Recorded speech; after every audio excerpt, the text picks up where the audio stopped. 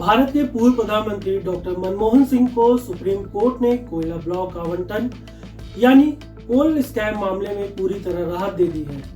Supreme court ने उनके खिलाफ चल रहे इस मामले को खत्म कर दिया है और 2015 में जारी हुए सम्मन को भी रद्द कर दिया गया है। अब सवाल यह है कि आखिर ये पूरा मामला था क्या, डॉक्टर मनमोहन सिंह का नाम इसमें कैसे आया और सुप्रीम कोर्ट ने ऐसा क्या कहा कि मामला हमेशा के लिए खत्म हो गया। आइए इसको बिल्कुल आसान भाषा में समझते हैं। नमस्कार, मेरा नाम पंकज यादव है। सबसे पहले जानते हैं कि कोल ब्लॉक आवंटन मामला आखिर था क्या। यूपीए सरकार के समय देश में कई निजी कंपनियों को कोयला खदानों का आवंटन किया गया था। उस समय इन खदानों की नीलामी नहीं हुई थी। बाद में आरोप लगे कि बिना ऑक्शन के आवंटन करने से सरकारी खजाने को भारी नुकसान हुआ है। इसी को लेकर देश भर में बड़ा राजनीतिक विवाद शुरू हुआ और इसे कोल स्कैम कहा जाने लगा। इस मामले में कई कंपनियों और अधिकारियों की जांच हुई। धीरे धीरे उस समय के प्रधानमंत्री डॉक्टर मनमोहन सिंह का नाम भी चर्चा में आने लगा, क्योंकि कुछ समय के लिए कोयला मंत्रालय उनके पास था।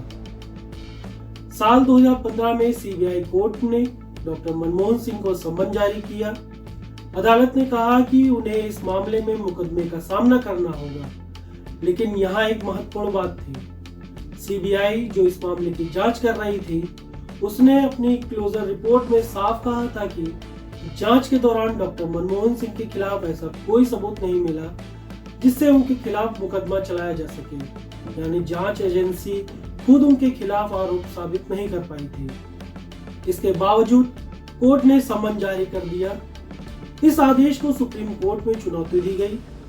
अब आइए जानते हैं सुप्रीम कोर्ट ने क्या फैसला सुनाया। सुप्रीम कोर्ट ने कहा कि जब सीबीआई ने अपनी जांच पूरी करके क्लोजर रिपोर्ट दाखिल कर दी थी और उसमें पूर्व प्रधानमंत्री के खिलाफ कोई पर्याप्त सबूत पाया नहीं गया था, तब सीबीआई कोर्ट के पास उस रिपोर्ट को खारिज करने का कोई ठोस कानूनी आधार नहीं था। इसी वजह से सुप्रीम कोर्ट ने 2015 का सम्मन आदेश रद्द कर दिया है। साथ ही सीबीआई की क्लोजर रिपोर्ट को स्वीकार करते हुए डॉक्टर मनमोहन सिंह के खिलाफ चल रहा पूरा मामला बंद कर दिया है। अब यहाँ एक और सवाल उठता है, जब डॉक्टर मनमोहन सिंह का दिसंबर 2024 में निधन हो चुका है, तो फिर सुप्रीम कोर्ट ने फैसला अब क्यों सुनाया।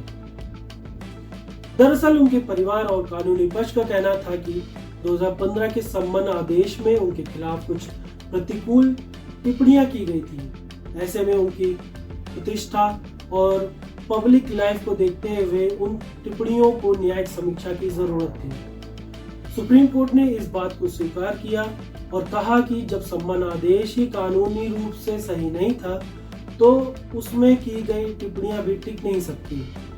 इस फैसले के साथ ये सभी टिप्पणियां निरस्त हो गई। यानी अब कानूनी रूप से डॉक्टर मनमोहन सिंह के खिलाफ इस मामले में कुछ भी बाकी नहीं बचा है। अब इस फैसले के राजनीतिक मायने भी निकाले जा रहे हैं। कांग्रेस का कहना है कि इस फैसले से यह साबित हो गया है कि वर्षों तक लगाए गए आरोप कोर्ट में टिक नहीं सके। वहीं दूसरी ओर इस पूरे मामले पर पहले भी अलग अलग राजनीतिक दलों की अपनी अपनी राय रही।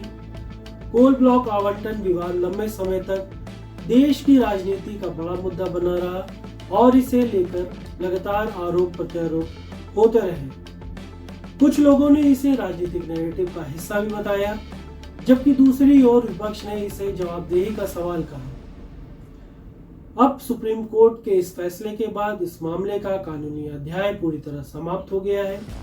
अगर पूरे मामले को आसान भाषा में समझे तो बात सिर्फ इतनी है कि जांच एजेंसी को डॉक्टर मनमोहन सिंह के खिलाफ पर्याप्त सबूत नहीं मिले। इसके बावजूद उन पर मुकदमा चलाने का आदेश दिया गया था। अब सुप्रीम कोर्ट ने कहा है कि वह आदेश सही नहीं था और उसे पूरी तरह रद्द किया जाता है। इस फैसले के बाद एक बार फिर देश की न्यायिक प्रक्रिया, जांच एजेंसी की भूमिका, राजनीतिक मामलों में कानूनी फैसलों को लेकर चर्चा तेज हो गई है।